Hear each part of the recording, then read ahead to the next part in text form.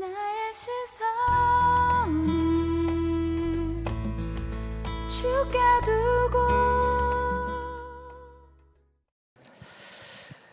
우리는 2주 동안 창세기 17장, 18장 이렇게 쭉 19장 이렇게 쭉 계속 보아왔습니다. 특별히 이제 중보기도에 대한 말씀을 계속 하나님이 주셨는데, 소돔과 고모라를 멸망하러 가는 그 하나님과 두 천사가 아브라함을 먼저 찾아왔죠. 그리고 아브라함 앞에 섰습니다. 그리고 하나님의 마음을 아브라함에게 나눠주고 그 땅을 향한 중보자로 설 수 있도록 해주셨습니다. 아브라함은 그 믿음에 부응했고 간절한 기도를 통해서 하나님 앞에 중보기도를 드렸던 것을 우리가 보았습니다. 하나님은 중보기도자를 찾으신다라는 것을 우리가 보았죠. 그리고 소돔과 고모라를 멸망하는 그 과정 속에서 하나님이 기억하신 것은 아브라함을 기억하셨습니다. 중보자의 기도를 기억하시고 롯과 그의 가정, 자녀들을 구원해 주셨습니다. 중보기도자의 기도는 땅에 떨어지지 않는다라는 것을 보았습니다. 그리고 오늘 이제 20장 이 아비멜렉과 아브라함이 첫 만남을 갖습니다. 이 만남 속에서도 하나님이 몇 가지 많은 것들을 우리에게 이야기하고 계시지만 특별히 또 중보기도자에 대한 이야기를 하고 있습니다. 오늘 이 말씀을 우리가 살펴보기를 원합니다. 먼저 9절과 10절을 우리가 함께 읽어보겠습니다. 자, 9절 시작.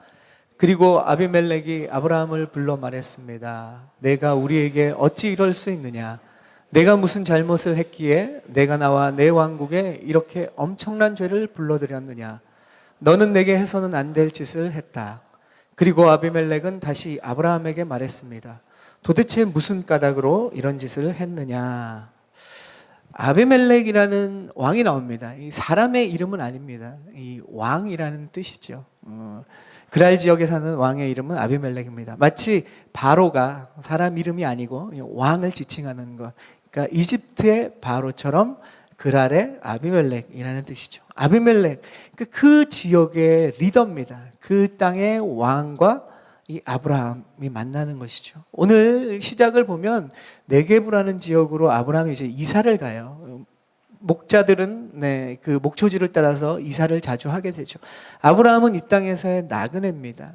힘도 없고 어떻게 보면 그 지역에 공식적으로 인정받은 사람도 아니죠. 이러한 연약한 상황, 어떻게 보면 연약한 신분에 있는 아브라함이 이제 그 땅의 최고 통치자, 리더인 이 아비멜렉을 왕을 만나는 사건입니다.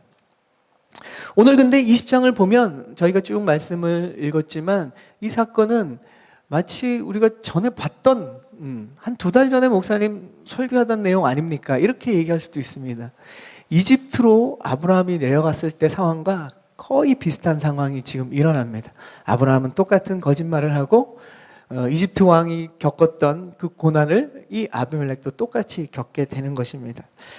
오늘 보면 그 아브라함이 75세 때 이집트로 내려가죠. 가뭄을 피해서 내려갔는데 자기 아내 사레를 누이로 속여서 이집트 왕에게 시집을 보내죠. 하나님이 그 아브라함과 사레를 구원해 주셨습니다. 그래서 다시 어떻게 보면은 이집트 왕에게 깨닫게 해주고 그들을 구원해 내셨어요. 근데 오늘 지금 99세가 된 아브라함은 그때와 같은 똑같은 거짓말을 하고 있습니다. 우리의 거짓말, 우리의 죄, 우리의 실수는 사실 반복되는 경우가 많죠. 근데 한 번 잘못한 쉽게 한 거짓말은 우리가 다시 하기가 되게 쉽습니다.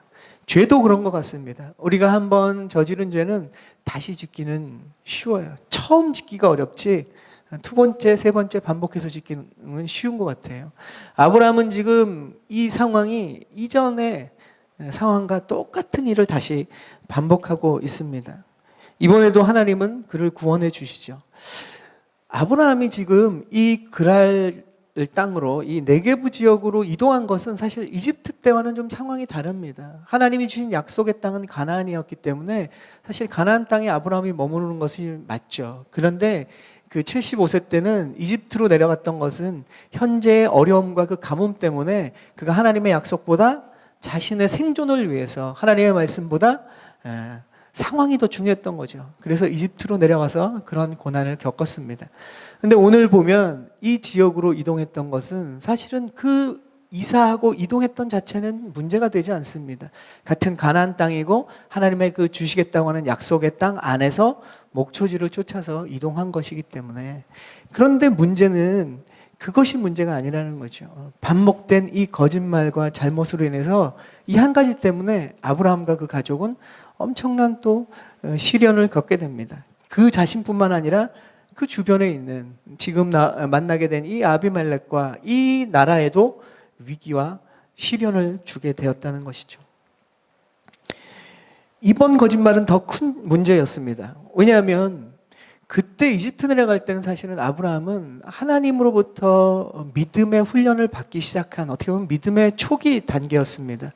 믿음이 연약했고 하나님을 더 깊이 체험하지 못했던 시절이라서 그렇다고 할 수 있겠죠. 그런데 오늘 보고 있는 이 99세의 아브라함은 우리가 쭉 창세기를 보아왔지만 하나님이 정말 그를 세워주셨어요. 그리고 그에게 하나님이 끊임없이 만나주시고 하나님의 어떤 분이신지를 다 알려주셨다는 거죠. 믿음의 체험도 많아졌고 하나님의 능력도 많이 경험한 아브라함입니다. 이집트로 내려갈 때의 아브라함과는 뭔가는 다르죠. 믿음이 성장했음에도 불구하고 그는 다시금 연약한 모습, 죄악된 모습을 보여준다는 것이 이전과 다른 큰 문제죠. 또 한 가지는 지금 이 상황은 아브라함에게 하나님이 그 전과 다른 이유는 뭐냐면 하나님이 지금 약속을 주셨잖아요. 아브라함에게 말씀하셨고 또 소돔과 고모라를 멸망하러 가는 과정 속에서도 아브라함과 사라에게 확인해서 재차 확인해 주신 약속이 뭡니까? 너와 사라를 통해서 내가 약속의 자녀를 줄 것이다. 그 약속의 자녀가 내가 너에게 주었던 그 모든 비전과 꿈과 계획들이 이루어지는 통로가 될 것이라는 확신을 주신 상태에서 그가 한 거짓말이 뭐냐면 자기 아내를 이 그랄 땅에 있는 아비멜렉에게 또 시집을 보내버리는 거예요.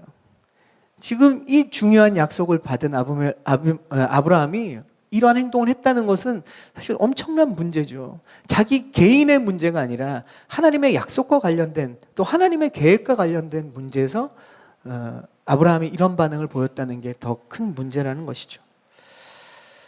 사라가 90세가 다 됐는데 이 89세에 시집을 보내고 아비멜렉은 왕은 이 사라를 자기 아내로 삼은 걸 보면 물론 지역적인 문화와 간섭도 있지만 또 한 가지는 사라가 정말 예뻤나 봅니다. 미세스 가나안이라는 얘기가 이게 확실한 것 같아요. 어쨌든 아브라함은 살기 위해서 지금 거짓말하고 사라는 어떻게 보면 자기의 의지와 상관없이 또 이렇게 시집을 지금 3번째 가고 있는 상황이 돼버린 겁니다. 아주 우리가 볼 때는 실망적이고 이 아브라함에 대해서 우리가 믿음의 그 여정을 보면서 기대했던 아브라함처럼 되고 싶다라는 생각이 갑자기 여기서 또 한 번 꺾이게 되는 상황이죠. 예전 이름인 아브람, 하나님을 잘 알지 못했던 연약한 믿음의 아브람 때도 그는 실수를 많이 했지만 하나님이 열국의 아버지, 믿음의 조상 아브라함이 된 이 상황에서도 아브라함은 역시 연약한 모습, 실망된 모습을 우리에게 보여줍니다.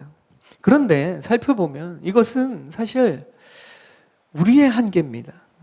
우리가 때로는 믿음이 연약하고 처음 신앙생활 할 때도 이렇지만 하나님을 만나고 하나님을 깊이 체험하고 살아가다가도 우리가 어느덧 우리 자신을 보면 믿음의 초신자나 아니면 믿음이 없는 사람과 똑같은 우리의 모습들을 발견하게 된다는 거죠. 이것이 우리 모두의 사실 한계입니다. 아브라함만의 문제가 아니라는 것이죠. 믿음의 사람도 하나님을 깊이 경험한 사람도 언제든지 무너질 수 있다는 것을 우리는 반드시 기억해야 되는 거죠. 믿음은 언제나 흔들릴 수 있다는 것입니다. 아무리 믿음이 좋아 보여도 선줄로 생각하면 넘어질 수 있다는 그 성경 말씀이 저와 여러분 모두에게 적용된다는 것이죠. 결국 아브라함은 이 반복된 거짓말이 오늘의 위기를 맞이하게 됩니다. 우리가 기억해야 될 것은 우리의 반복되는 또는 습관적인 거짓말, 죄, 연약함, 어떤 숨김 이런 것들이 우리에게 반복되는 고난들을 가져올 수 있다는 것을 우리는 오늘 말씀의 초반을 통해서 우리가 기억해야 될 것입니다. 그리고 또 한 가지 우리는 언제나 넘어질 수 있다. 그렇기 때문에 항상 주님을 붙잡아야 된다는 것이죠. 내가 믿음과 경험이 어느 정도 성장했다고 해서 말씀을 보는 것, 기도를 보는 것, 큐티를 하는 것 이런 기초적인 하나님 안에 우리가 교제해야 되는 것들에 대해서 우리가 간과할 때 우리 안에 아브라함과 똑같은 문제가 다시 찾아올 수 있다는 것을 우리가 기억해야 됩니다. 그러면 우리가 이 아브라함과 같은 위기를 맞이할 때는 언제인가 우리가 한번 살펴보기 원합니다. 11절을 한번 보겠습니다. 자, 11절 시작. 아브라함이 말했습니다.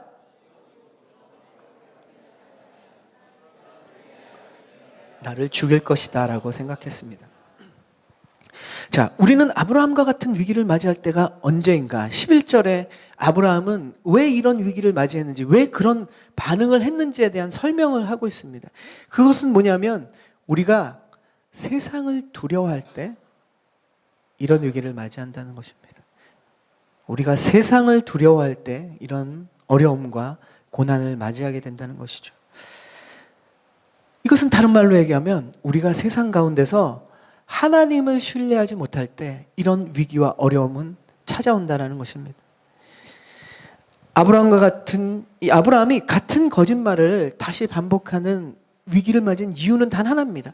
아브라함은 지금 자기가 속한 이 땅의 왕, 자기가 지금 거하게 되는 그 그랄 땅의 왕인 아비멜렉을, 이 모든 천지 만물을 다스리시고 아브라함을 택하신 그 하늘의 왕 하나님보다 더 두려워했기 때문에 지금 문제가 생긴 것입니다.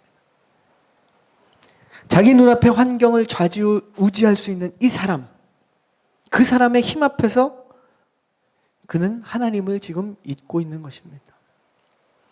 우리는 종종 그렇죠. 우리가 보는 것, 느끼는 것, 듣는 것, 내 지금 눈앞에 놓인 환경 때문에 정작 이 모든 것을 다스리고 계시고 인도하시는 하나님을 잊어버리고 살 때가 너무 많다라는 것이죠.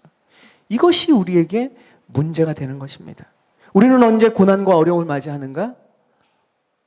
하나님보다 세상을 두려워할 때, 하나님보다 세상이 더 크다고 생각할 때 우리는 위기를 맞이하게 되는 것입니다. 반대로 세상에 굴복하지 않는 사람, 세상에 굴복하지 않는 믿음은 어떤 것인가? 바로 하나님을 세상보다 더 크다고 생각하고 그것을 인정하고 그것을 믿고 그 믿음대로 행동하는 사람, 그 사람은 절대 세상에 굴복하지 않습니다. 세상에 끌려다니지 않습니다. 여러분, 어떤 사람이 되고 싶습니까? 우리는 하나님을 경험하고 또 계속 경험하면서 살아갑니다. 그럼에도 불구하고 우리는 세상 속에 살기 때문에 세상의 환경과 세상의 사건들이 계속 우리 눈앞에 있습니다. 그러나 우리가 하나님을 의지하고 세상에 굴복하지 않는 저와 여러분이 되길 축복합니다. 하나님은 지금 오늘 이 아브라함의 연약함을 통해서 우리에게 그것을 말씀해 주고 계십니다. 오늘 사건에서는 세상에 대한 이 아브라함의 두려움 하나가 그의 인생에 커다란 파장을 일으켰어요. 자신의 삶뿐만 아니라 사라의 삶뿐만 아니라 하나님의 약속에 대한 부분, 그리고 어떻게 보면 그 상대방, 이 대상인 아비멜렉과 그 나라까지도 지금 커다란 어려움을 주고 있는 것을 보게 됩니다. 아브라함은 지금 세상의 왕을 두려워했죠. 그러나 정작 지금 아비멜렉이 하는 얘기를 들어보면 어떻게 합니까? 아비멜렉은 그 아브라함이 믿고 있는, 아브라함을 붙잡고 있는 하나님을 두려워하고 있는 상황입니다. 세상도 그렇죠. 우리는 사단과 세상을 두려워하는데 사단은 정작 하나님을 두려워합니다. 세상은 하나님을 두려워하고 있어요. 우리가 그것을 지금 못 보고 있는 것입니다. 오늘 말씀에 보면 아비멜렉은 꿈에서 하나님을 만나고 굉장히 두려워했습니다. 오늘 말씀에 보니까 그리고 그가 꿈을 꾼 다음에 바로 다음날 아침 자기 왕국에 있는 장관들을, 리더들을 다 소집했어요. 그리고 내가 어제 이런 꿈을 꿨는데 큰일 났다, 우리나라에. 그러니까 그 모인 그 나라의 모든 리더들이 지금 두려워하고 있는 모습을 말씀 안에서 보여주고 있습니다. 그날의 이 아비멜렉의 즉각적인 반응은 사실은 보면 바로 이전에 나왔던 소돔과 고모라 땅의 사람들과는 정다른 반응이죠. 소돔과 고모라 사람들은 나그네인 롯을 환영해 주지 않았습니다. 그리고 그곳을 심판하러 온 천사들을 반기지 않았습니다. 오히려 위협하고 죽이려고 했죠. 그런데 오늘 보면 이 그랄 땅에 있는 아비멜렉과 리더들은 이방에 있던 아브라함을 환대해 주었다는 얘기가 나옵니다. 그리고 또 어떻습니까? 하나님이 꿈에 그에게 말씀하셨을 때 이들은 어떻게 보면 거기에 대해서 지금 이 문제를 해결하려고 즉각적으로 애쓰는 모습을 보여줍니다. 그래서 아비멜렉이 아브라함을 불렀습니다. 그리고 이것을 물어보죠. 왜 거짓말을 해서 죄를 불러들이느냐? 왜 내 나라를 하나님 앞에서 지금 위태롭게 하고 있느냐? 도대체 왜 그랬느냐? 이유가 뭐냐? 이렇게 계속 물어봅니다. 다른 말로 짧게 하면 뭐 이런 거겠죠. 너 때문에 지금 나하고 내 나라가 망하게 생겼다. 이 얘기를 하고 있는 겁니다. 사실 아비멜렉은 영문을 지금 모르고 있는 상황이에요. 자기는 지금 죄를 짓지 않고 문제가 없는데 하나님이 나타나셔서 지금 이러한 두려움을 주고 있는데 그 당사자, 그 원인을 주게 된 아브라함을 불러다가 네가 이유를 알고 있을 테니 나한테 자세히 말해 달라라고 얘기하는 것이죠. 근데 아브라함이 어떻게 반응합니까? 아브라함이 아비멜렉에게 이야기하는 것은 당당하지 못합니다. 이미 하나님께서 이 아비멜렉 왕에게 역사하셨고, 그리고 지금 아브라함을 도와주고 계시고 있다는 그 사실을 지금 확신하고 있는데도 아브라함은 여전히 어떻게 보면 그 뒤에 이 하는 얘기는 변명을 늘여놓습니다. 내용을 정리하면 이런 거죠. 당신네 사람들은 하나님을 모른다. 하나님을 두려워하지 않는다. 그렇기 때문에 내가 당신네 나라 사람들과 함께 거하면서 내가 당신들 때문에 죽을까봐 내가 두려워서 그랬다. 또 뭡니까? 내가 한 말은 완전히 다 거짓말은 아니다. 사실 이복 동생이다. 라는 거죠. 그리고 또 하는 얘기는 이런 겁니다. 내가 전에도 그렇게 이야기를 했었다. 뭐 이집트뿐만 아니고 사라랑 약조한 건 내가 어디를 가든지 낯선 땅에 가면 너는 내 누이라고 해라, 오빠라고 하고 나는 너를 누이라 할 것이다. 이런 내용을 지금 아비멜렉에게 설명을 하고 있습니다. 완전히 틀린 말은 아니죠. 그러나 모든 사람들을 오해하게 만드는 말입니다. 의도가 분명히 있는 말이죠. 자기가 살기 위해서 꾸며내는 거짓입니다. 아브라함은 아직도 이런 얘기를 하는 것을 보면 세상의 왕이 두려운 거예요. 세상이 여전히 두려워서 지금 이런 변명을 늘어놓고 있습니다. 아비멜렉은 지금 하나님이 두려워서 아브라함에게 요청하고 있는데, 설명해달라고 그러는데 아브라함은 여전히 그 왕과 세상이 두렵기 때문에 이러한 변명을 구구절절히 이야기하고 있습니다.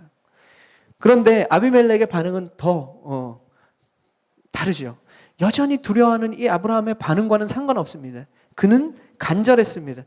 자신이 하나님을 두려워함으로 어떻게 합니까? 사라를 아브라함에게 돌려주고, 그리고 사라를 보낼 때 함께 어떻게 보면 지참군과 같이 종들과 보내온 모든 육축들을 다시 아브라함에게 다 돌려줍니다.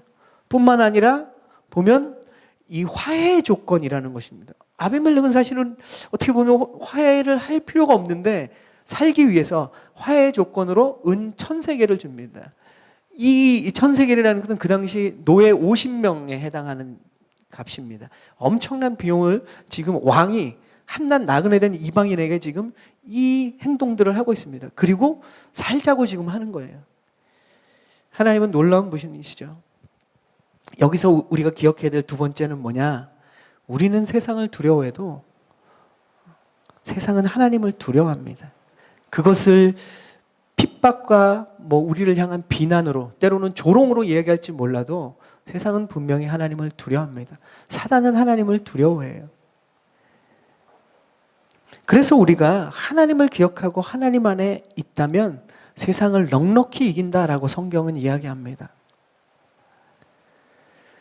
그러면 오늘 이야기의 피날레는 어떻게 맺어지는지 보겠습니다. 아비멜렉의 이 화해의 노력에 대해서 아브라함은 어떻게 반응하는지 우리 17절을 읽겠습니다. 아브라함의 반응입니다. 17절 시작. 아브라함이 하나님께 기도했더니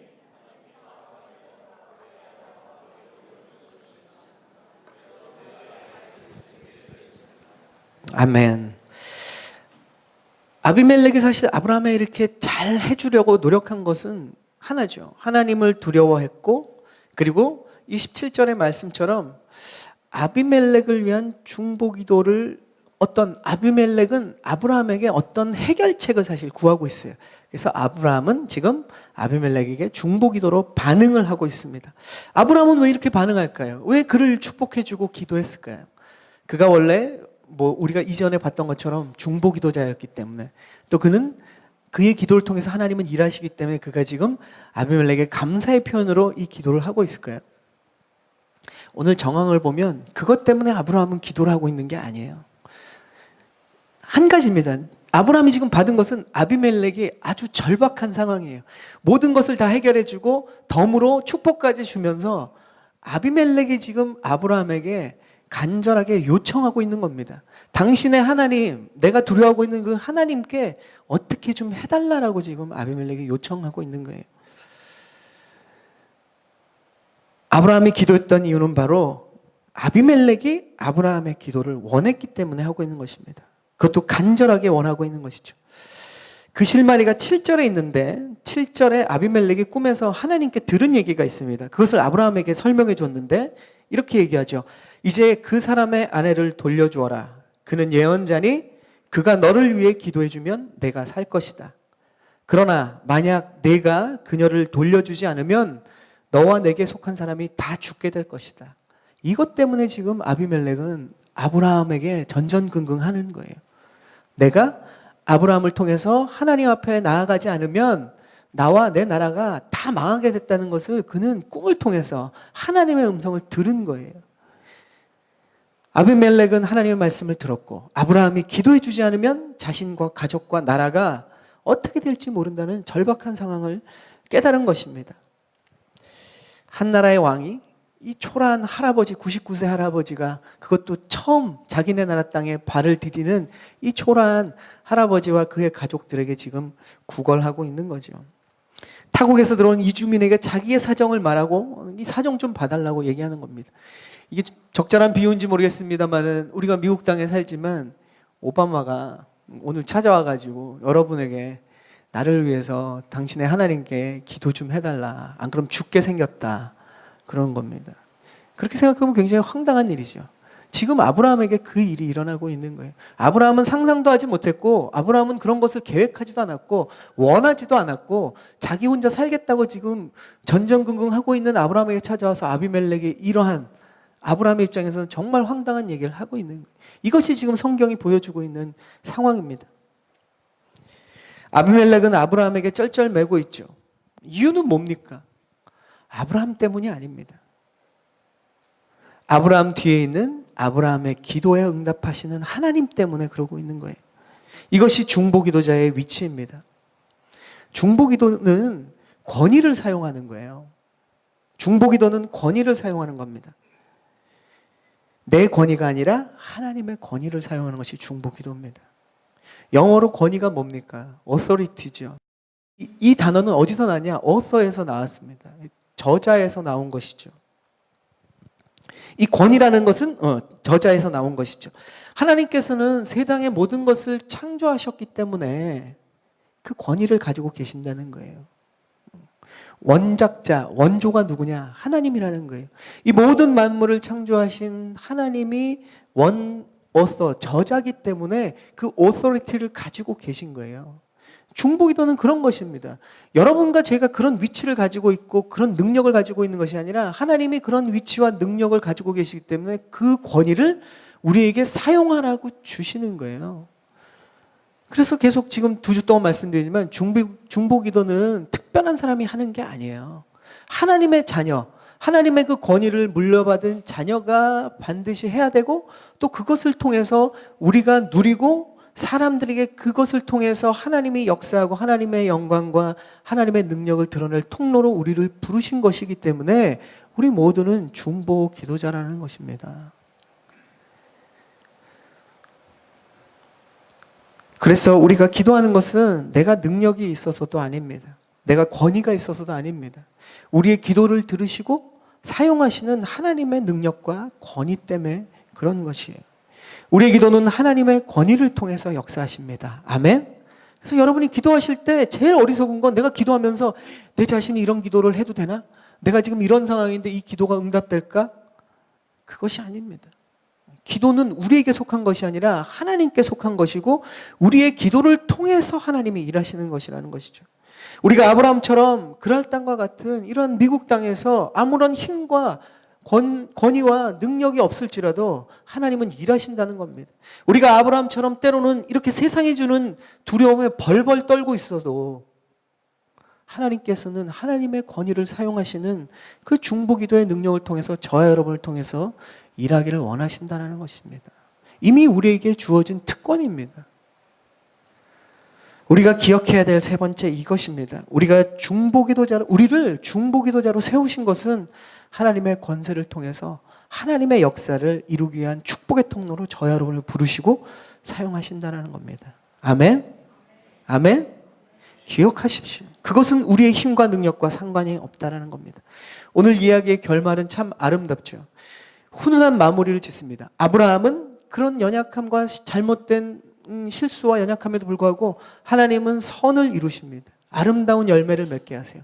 결국 아브라함과 사라는 그 땅에서 구원을 얻고 또 하나님의 그 계획을 그대로 이룰 수 있도록 하나님이 해결해 주시고, 그 그랄 땅의 아비멜렉과 그 가정은 지금 어떤 일이 일어나냐? 우리가 읽었던 17절처럼 하나님의 축복을 받습니다. 아비멜렉은 자신의 가게와 왕궁에서 자녀의 축복들을 받았다라고 성경은 이야기합니다. 지금 이 시점은 근데 사실 아브라함은 아직 현재 자녀가 없는 상황이에요. 자녀가 없는데도 불구하고 아비멜렉의 가정에 하나님은 아브라함의 기도를 통해서 그 자녀의 축복을 아비멜렉 가정에 주는 것을 보게 됩니다. 그래서 한 가지 우리가 더 볼 수 있는 것은 중보자는 자기가 가진 것을 나누어 주는 사람이 아니라는 것입니다. 자기가 가지지 않은 것을 나눠줄 수 있는 사람이 중보자입니다. 무슨 말인가 하면 내가 다른 사람을 위해서 기도할 때 내가 누리고 있는 건, 내가 할 수 있는 것을, 그러나 그 사람은 못하고 못 누리고 있는 것을 위해서 내가 기도하는 것이 아니라는 거죠. 내가 누리지 못하는 것일지라도 오히려 나의 중보기도를 통해서 그 사람이 누려줄 수 있는 것이 중보기도의 놀라운 역사입니다. 그래서 우리는 무엇이든지 중보기도를 할 수 있어요. 하나님은 우리에게 그러한 것을 보게 하시고 그런 것에 대한 마음을 주시면 우린 그것에 대해서 기도할 수 있습니다. 그런데 내 처지가 뭐라고 이렇게 생각하는 것이 하나님의 그 중보기도를 통한 역사를 막는 어려움이라는 것이죠. 내가 부족한 거지만 그 사람에게는 풍성해 줄 수 있도록 우리가 충분히 기도할 수 있다라고 오늘 이 사건을 통해서 하나님은 우리에게 보여주고 계시는 겁니다. 왜냐하면 중보기도의 응답은 중보자의 능력이 있는 것이 아니라 아까 말씀드린 것처럼 하나님의 능력이 있기 때문에 그렇습니다. 이것은 두 가지를 이야기해 주죠. 첫째는 내가 무슨 자격이 있어서 그 사람의 문제를 놓고 기도할 수 있냐라고 말할 수 없게 만들어줍니다. 내가 몸이 아파도 몸이 아픈 사람을 위해서 그 사람의 치유를 위해서 기도할 수 있다는 것이죠. 내가 지금 물질의 어려움을 겪고 있는데도 나에게 물질의 어려움에 고통을 당하는 사람을 보여주신다면 그 사람을 위해서 우리는 기도할 수 있는 것입니다. 그리고 그 기도를 통해서 하나님은 역사하시는 거예요. 내가 지금 마음이 어려운데도 불구하고 마음에 고통받고 있는 사람을 나에게 보여주신다면 그 사람을 위해서 우리는 충분히 기도할 수 있는 것을 하나님이 이미 주셨다는 거죠. 둘째로 이것을 보여줍니다. 내가 누군가의 중보기도를 받을 때 그 사람의 능력을 우리가 보면 안 된다는 거죠. 저는 괜찮으니 당신이나 잘하세요. 이런 마음을 가지면 안 된다는 거예요. 당신이 그 기도가 더 필요한 것 같은데요. 우리는 가끔 그런 생각을 해요. 정말로 어리석은 생각입니다. 우리 모두는 우리의 상황과 생활과 형편과 상관없이 중보기도를 통해서 은혜를 서로에게 주고받을 수 있습니다. 사랑의 빚을 질 수 있어요. 기도의 빚을 질 수 있습니다. 그래서 우리가 연약할 때 다른 연약한 사람들을 위해서 기도할 때 더 놀라운 능력을 하나님은 보여주시는 것은 무엇이냐? 이 기도는 하나님께 속한 것이다. 역사는 하나님이 하신다는 것을 보여주시는 거예요. 그래서 아주 영험한 리더들이나 목회자나 사역자를 찾아가지 마십시오. 여러분 자녀에게 기도를 받으십시오. 자녀를 위해서 기도해 줄 뿐만 아니라 자녀에게 기도를 받으십시오. 순장에게 나를 위해서 기도하달라고만 하지 말고 순장을 위해서 기도해 주십시오. 교육자들한테 기도만 받지 말고 기도 부탁만 하지 말고 교육자들을 위해서도 기도해 주십시오. 대학 청년에게도 저희가 계속 하는 말이지만 도움만 받지 말고 할 수 있는 것이 작은 것이 있어도 그것을 위해서 기도하고 사역하라고 얘기합니다. 모두는 기도를 주고받을 수 있는 하나님의 놀라운 하나님의 법칙이 있어요. 그것을 오늘 지금 보여주고 있습니다. 그래서 우리가 지금 2주 동안 계속 광고를 했죠. 네, 오늘 그래도 많은 분들이 내주셨습니다. 이 기도함이에요. 제가 갖고 올라야 되는데 손이 없어서, 네, 손이 모자라서 안 가져왔는데 조금 이따 기도할 때 갖고 올라올 겁니다. 많은 분들이 이 기도 제목을 자신의 기도 제목과 중보 기도 제목 한 가지를 가지고 기도하시면서 한 주간 잘 써주셨습니다. 이제 매주 주일날은 기도하지만 뿐만 아니고 이제 쓰신 분들, 이제 곧 쓰실 분들도 마찬가지지만 이것은 또 한 가지입니다. 여러분 이제 웬만하면 식기도는 하시는 것 같아요. 네, 특별히 따로 매일 시간을 내서 여러분이 쓴 기도 제목을 가지고 기도하라고 말씀드리진 않겠습니다. 식기도 때, 그리고 큐티할 때 기도를 하시죠. 그 기도할 때 기도 제목을 일부러 짧게 적게 쓴 이유가 있습니다. 항상 그 기도 안에 여러분이 써낸 여러분의 기도 제목 한 가지와 그리고 그 뒤편에 중보 기도 제목 한 가지를 꼭 기도하십시오. 식기도 때 사실은 한 20초만 넣어도 더 추가해도 그 기도 충분히 할 수 있습니다. 그러면 하루에 식기도와 큐티 때 하면 4번 할 수 있죠. 전 더 하고 싶은데요. 네, 더 하십시오. 너무 좋죠. 여러분 식기도 때 여러분이 적은 이 기도 제목을 기억하실 수 있겠죠. 기도하시겠습니까? 우리가 하고 하나님의 역사를 기대해야 돼요. 기도는 믿음의 행동입니다. 행동으로 나타날 수 있는 가장 기초가 뭐냐? 기도라는 거예요. 그래서 내가 써놓은 여러분의 기도 제목은 누군가의 중보 기도 제목이 됩니다. 그리고 여러분이 써낸 중보 기도 제목은 그 사람에게는 자신의 기도 제목이 되는 거예요. 나의 기도 제목과 그 사람의 기도 제목, 결국 이 모든 것이 하나가 돼서 우리가 날마다 기도할 때 하나님이 어떻게 역사하시는지 우리는 볼 겁니다. 하나님이 놀랍도록 역사하실 거예요. 이건 그냥 말이 아닙니다. 믿음의 행동을 해본 사람만이 경험할 거예요. 그럼에도 불구하고 오늘 안 내신 분들은 천국 문이 닫히는 게 아니기 때문에 다음 주에 다시 기회를 드릴 겁니다. 이제 다음 주부터는 안 쓰신 분은 써서 이 함은 이제 항상 여기 있을 거예요. 헌금함에 넣어주시면 헌금함에서 다시 그 분리를 해서 이 기도함에다 넣을 겁니다. 지난번에도 말씀드렸지만 더 기도 많이 받으려고 같은 거나 다른 거 계속 매주 써내지 마십시오. 필체를 볼지도 모릅니다. 그래서 기도 제목 응답되면 다른 이제 카드가 계속 있을 거니까 다른 기도 제목을 내시고요. 우리는 날마다 기도할 거예요. 리더십들은 더 특별히 더 기도할 겁니다. 하나님의 응답을 경험하면 할수록 우리는 하나님의 살아계심을 더 가까이서 느끼는 거예요. 이 기도의 맛과 기도의 응답의 맛을 보는 사람일수록 믿음이 쑥쑥 자랍니다. 그것을 우리 교회가 경험할 거예요. 그래서 우리 또 주일 때마다 기도 때마다 기도할 거지만 또 우리 날마다 여러분의 기도를 부탁드리겠습니다. 기도의 응답은 하나님의 역사입니다. 응답을 걱정하지 말고 그 기도를 하는 것에 저와 여러분이 집중하기를 축복합니다. 그래서 우리 모두가 이 기도의 축복의 통로로 쓰임받는 우리 산타모니카 오늘의 교회 성도님 되기를 주님의 이름으로 축원합니다. 아멘. 이 시간 우리 함께 기도하겠습니다.